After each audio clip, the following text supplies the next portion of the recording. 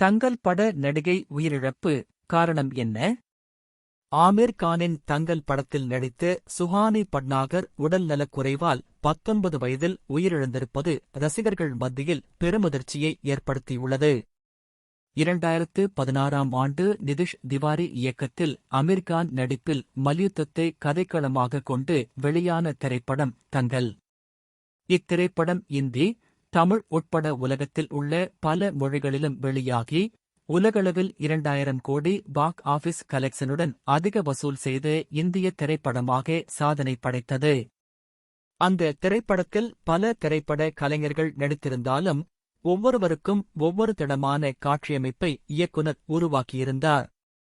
அந்த வகையில் மகாவீர் சிங் கதாபாத்திரத்தில் நடித்த அமீர் கானின் 2 மகள்களும் சிறப்பான கதையமைப்பை கொண்டிருந்தனர்.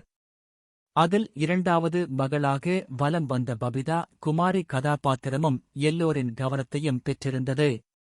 பபிதா குமாரியின் சிறுவயது கதாபாத்திரத்தில் கலக்கியிருந்த சுஹானி பட்நாகர் 19 உடல்நலக் குறைவால் காலமாகியிருப்பது ஒட்டுமொத்த பாலிவுட் திரையுலகத்தை அதிர்ச்சியில் ஆழ்த்தியுள்ளது. தங்கல் திரைப்படத்தால் நல்ல புகழ் கிடைத்திருந்தாலும் தன்னுடைய கல்வி படிப்பிற்காக திரைப்படத்தில் நடிப்பதிலிருந்தும் சமூக ஊடகங்களில் இருந்தும் விலகியிருந்துள்ளார் சுஹானி.